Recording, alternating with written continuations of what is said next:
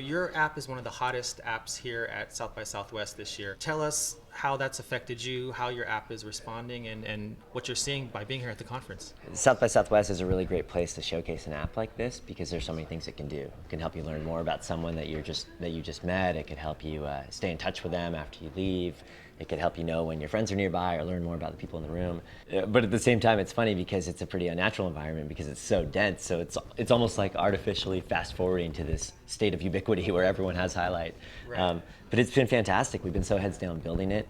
It's been great just to come here and take a breath and hear from all these people around the country and around the world who have been using it and have all these great stories about these connections that's been surfacing. So it's been exhausting, but fun and exciting, and we're having a great time. After you gain all these users and you go home, how are you going to capitalize on that? Yeah, well, our hope is that South by Southwest will bring together a lot of people who have a great experience and find out about the app and then go back to their cities around the country, around the world, and tell their friends about it. And then, once we have that, it can help us sort of get critical mass in each of those cities, and we can start to spread more from there. Of course, the biggest feature of Highlight is the sort of auto sharing, so you can and auto finding friends or friends of friends who are nearby. Yeah. Talk about that. Why you think that's such a big thing, and is that going to be the way people interact in the future? The purpose of it, as you said, is really just to surface information about the people around you and sort of give you this sixth sense. And initially, it's kind of about the serendipity. You install it, and just fun surprises happen throughout the day. You'll get notified that your friend's across the street or that the person standing next to you in line at the coffee shop knows your sister. But as you start to get more people on it, all these interesting new use cases emerge. Like, how many times have you been in a room with someone and you met them but you can't remember their name? You can look at Highlight and see their name. Or maybe with the right privacy controls, you could remember your friend's girlfriend's name or where he works. Or you could say, you look really familiar, where did we meet? And we could look at our phones 2 months from now if you're at a coffee shop in San Francisco and remember, oh yeah, it was at South by Southwest on this date. Or maybe if I meet you and I have a good conversation, we don't have to exchange business cards anymore because there's this record that we've been near each other. And all these things become possible when you can suddenly surface this information in a lightweight, ambient way and keep a record. Highlight just runs quietly in the background and keeps this record of all the interesting people who have crossed your path. So the one thing we know is that it's going to look a lot different in the future from what it looks like now because this space is new and it's evolving and society is still figuring out what the norms should be and what the use cases are.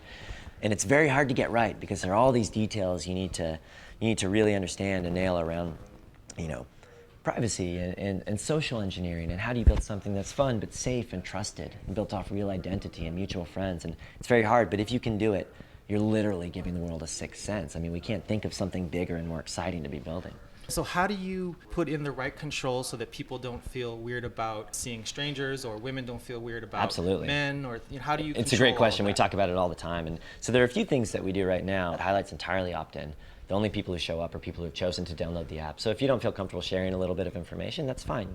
That's no problem. You just don't use the service. The other thing is that it's based on real identity and mutual friends. So you use Facebook to log in, and we're very, very strict about controlling that and making sure that it stays a safe, fun environment. You can limit your privacy settings so that only friends of friends can see it. We really believe that if people are able to share a little bit of information around them, the world just becomes better. I mean, people remember people's names. They see these hidden connections. They become friendlier.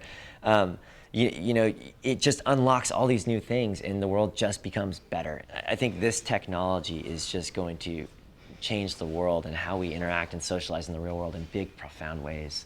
And we're going to look back on it and say, what did we do before we had this? I can't believe we walked around blind all our lives, not knowing anything about anyone around us. How did we get by? Just like we do with cell phones today, or Google Maps, or Wikipedia, or the internet in general. Mm-hmm. So it's really exciting to be working on it because it's big and it's hard and it's difficult, which is why it's fun. But also, if you can do it, it just makes the world so much better.